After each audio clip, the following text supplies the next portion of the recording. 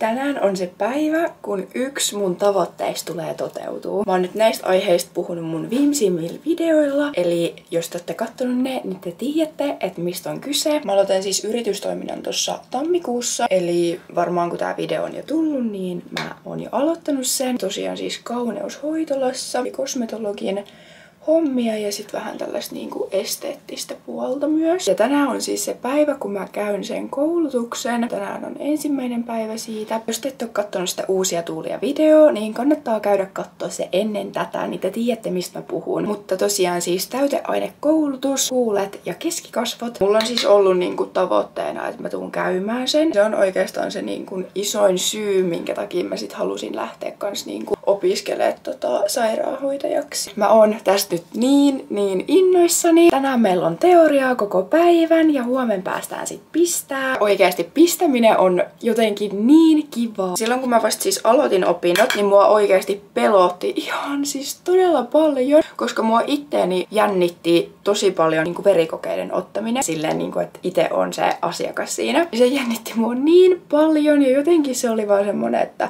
musta niinku aina tuntui, että mä pyörryn. Mulla oli sit jäänyt siitä sellainen niinku pelko ehkä tai semmonen, en mä tiedä edes miksi. Sen takia mä olin vähän paniikissa, kun meillä alkoi siis jo ensimmäisen niinku melkein heti just ne kaikki verikokeiden ottamista ja tällaiset. Niin mä olin ihan, että apua, että tää ei tuu ikinä ole mun juttu. Ja nyt turns out, että se onkin mun lemppari. Musta tää on niinku tässäkin asiassa niin ihanaa, että se näkee, että kehittyy. Ja sit kun itteensä silleen laittaa tavallaan sellaisiin tilanteisiin, mitkä tuntuu ehkä itsestä niinku vähän epämiellyttävälle, laittaa itsensä pois siitä niinku omasta mukavuusalueelta, menee siihen epämukavuusalueelle, niin oikeasti voin sanoa, että tosi monet asiat muuttuu. Ja mun mielestä se on niin ihanaa just varsinkin huomata sen, että jotkut asiat, mitkä on vaikka ollut tosi semmosia, että niin kuin ei ikinä, niin ne voi olla nyt niin kuin sun lemppariasioita ikinä. Mut joo, mä halusin nyt ensimmäisen tulla kertoa, että mitä mä aion tehdä. Ja päästä nyt seuraa koko tämän viikonlopun ajan mun menoja ja meisinkiä. Okei, täältä näyttää lopputulos. Tää on nyt niin kuin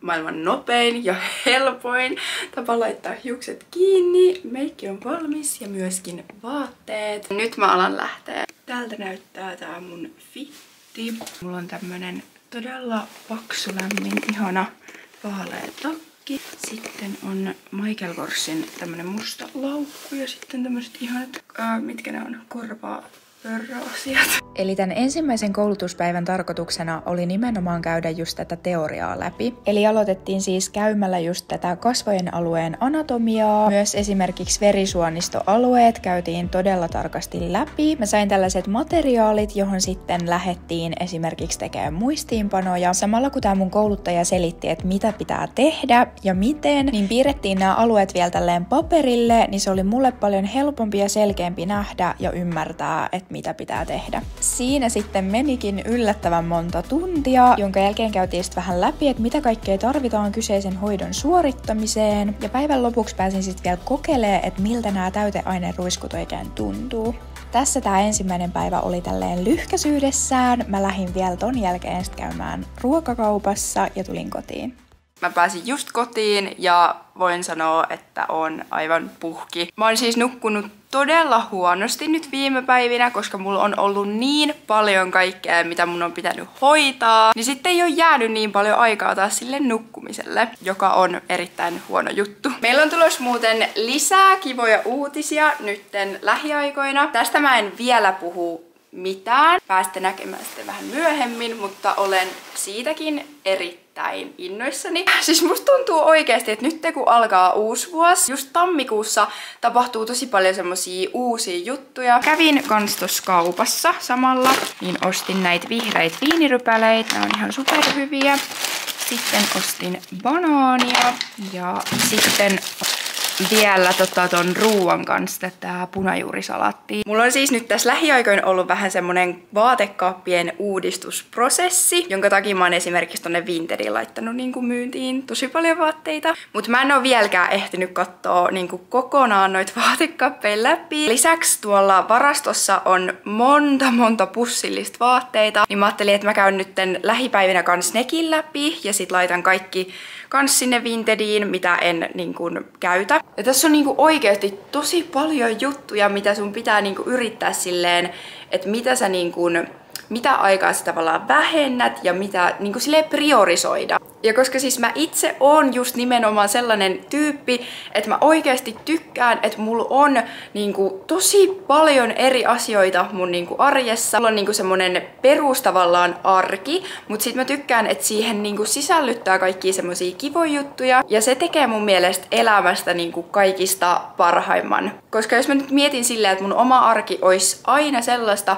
että mä en tiedä monet mä menen nukkuun, monet mä herään, mitä mä niinku teen päivän aikana, että mulla ei tavallaan ole sellaista niinku rutiinia, niin voin kyllä sanoa, että mä olisin aivan niinku sekaisin. Mun mielestä rutiinit kuuluu elämään, mutta myös se, että ei tavallaan anna itsestä kaikkea niinku yhdelle asialle. Koska esimerkiksi se, että jos sä vaan elät niinku töitä varten, niin siinä ei ole mitään järkeä. Jos sun elämä koostuu pelkästään siitä, että sä teet töitä niin kuin joka päivä ja kaikki se elämä pyörii vaan niin kuin sen työn ympärillä. Mun mielestä jokaisen pitäisi rakentaa oma elämä niin kuin itsensä ympärillä. Että sä mietit, mitkä on ne jutut, mitä sä tykkäät tehdä. Ensinnäkin, mikä on sellainen työ, mitä sä tykkäät tehdä. Jos sä haluat opiskella, niin lähde opiskelemaan, harrasta sitä, mitä sä haluat harrastaa. Ja tee niinku niitä asioita, mistä sä oikeasti tykkäät. Ja jos sä tykkäät esimerkiksi matkustella, niin yritä vaikka niinku hakea työpaikkaa ulkomailta. Tai tehdä jotain tommoista niinku ekstriimiä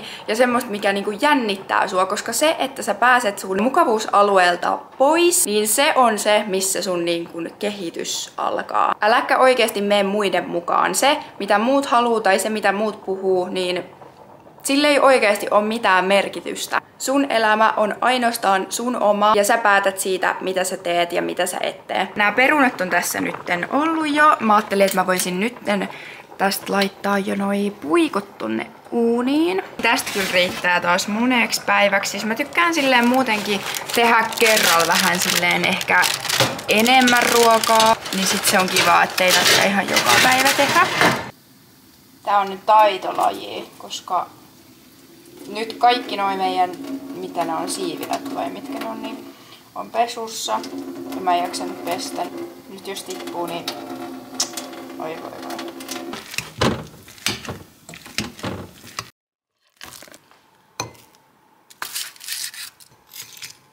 Mä tässä vähän mietiskelin, että mitä mä teen tän jälkeen, kun mä oon syönyt. Koska mulla on siis paljon tehtävää, mutta siis mä haluaisin myös niin kun ihan vaan rentoutua jossain vaiheessa. Kello on nyt 7, ihan kohta. Mä ajattelin, että mä voisin tän jälkeen ehkä käydä suihkussa, sit mä voisin pestä jo mun meikit. Koska silloin kun mä oon pessyt meikit, niin mä silloin vasta pystyn oikeesti rentoutuu. Mä alan tässä vaiheessa nytten kuvaa TikTokiin tänne mun kauneuskosmetologikäyttäjälle video. Eli tää on siis mun tämmönen kauneus TikTok-tili ja tänne mä siis laitan esimerkiksi vinkkivideoita, että miten niinku hoitaa omaa ihoa ja sitten esim. Tämmösiä työnjälkivideoita. Eli tässä on esimerkiksi tehty ripsien kestotaivutus, tässä on ennen ja sitten jälkeen. Sitten kans mä oon tehnyt tällaisen niin kuin akne-sarjan. Mulla on itellä siis ollut tollasta aknea.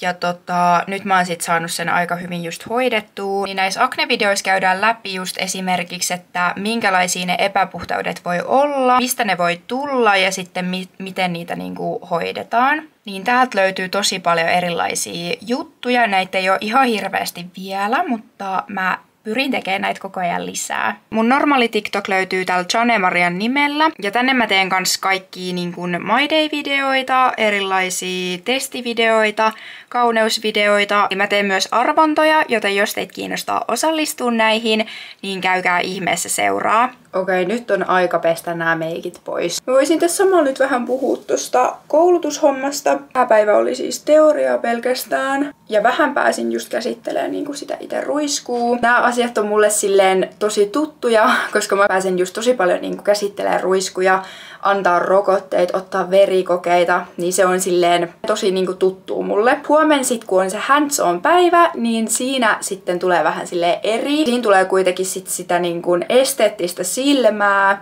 Mut nyt tälleen niin kuin pintapuolisesti tästä päivästä voin sanoa sen, että oikeesti jäi ihan superhyvät fiilikset. Me käytiin just sitä niinku kasvojen alueen anatomiaa läpi. Tosi paljon samaa, mitä meillä on niinku esimerkiksi kosmetologikoulussa ollut. Ja sit just niinku huulien sitä anatomiaa. Ja myös kaikki niinku verisuonistoasiat, koska se on ihan super tärkeetä, kun tekee just tommosia niinku pistoshoitoja. Ja sit just kaikki erilaisia niinku pistotekniikoita. Ja toki mä oon siis ite niinku aikaisemmin just ottanut selvää kaikista asioista. Ja just kun tietää silleen ihon niinku tai niinku ihmisen anatomian ja nämä kaikki ihon niinku kerrokset, niin se on niin paljon helpompaa ja silleen kivempaa, ettei tarvitse niinku alusta lähtien silleen alkaa niinku opettelemaan ihan kaikkea.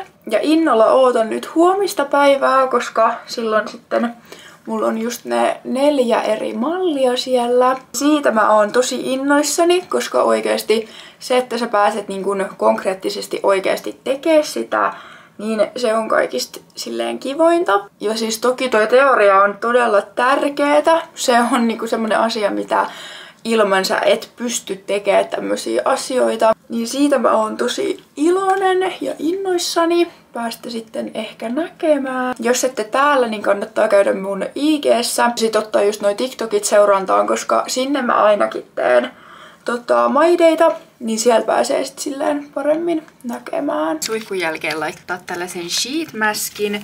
Mulla on täällä nyt muutama eri vaihtoehtoa. Nämä kaikki on oikeastaan semmosia rauhoittavia ja kosteuttavia, mutta tää on siis semmonen, mitä mä oon käyttänyt niinku aika kauan jo. Tää on tosi hyvä mun mielestä. Mä ajattelin nyt alkaa vähän käymään läpi näitä mun koulutusmateriaaleja. Mut joo, me nähdään sitten huomenna. Koulutuksen toinen päivä ja mä oon nytten valmistautunut ja ihan just on lähdössä. Jännittää ihan super paljon, mutta tää on semmoista hyvää jännitystä. Mä otan tän mun työpaidan kanssa mukaan, niin saa sitten laitettua tän siellä päälle. Kun mä pääsin tonne klinikalle, niin ihan ekaksi kävin vaihtaa mun työvaatteet päälle. Ja päivän ensimmäistä asiakasta odotellessa, niin luin vähän tällaista anatomiakirjaa. Ensimmäiselle asiakkaalle täytettiin siis huulet ja hän toivoi enemmän sellaista volyymiä niihin, joten sitä myös hän sai. Eli äsken näitte tossa ennen ja tässä on sitten jälkeen. Ja voin sanoa, että olin ihan supertyytyväinen noihin, koska noi oli mun ihan ensimmäiset huulet, mitä mä oon ikin tehnyt. Seuraavalle asiakkaalle tuli sitten keskikasvot ja huulet, eli huulten lisäksi nasolabiaali- ja marionettijuonteet sekä poskipäiden täyttö. Tuossa äsken te näytte nämä alakasvot ennen tätä täyttöä, ja tässä on sitten jälkeen. Tän lisäksi mulle tuli vielä 2 asiakasta, mutta niistä mä en kuvannut mitään, ja jos te haluatte nähdä parempia ennen jälkeen kuvia, niin käykää mun Instagramissa. Eli se löytyy nimellä Chane Aesthetics _ Päivän päätteeksi lähdettiin vielä ystävän kanssa käymään vähän kaupoilla, ja siitä sitten kotiin.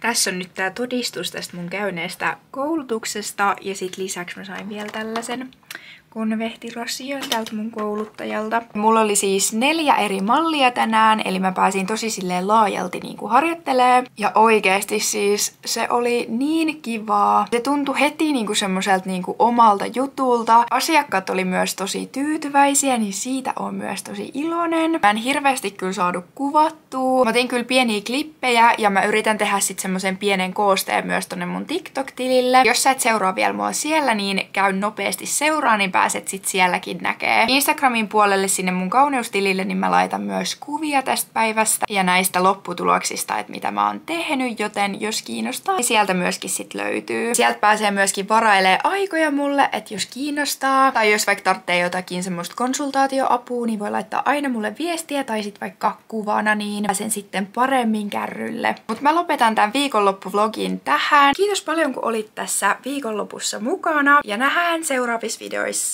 Moikka!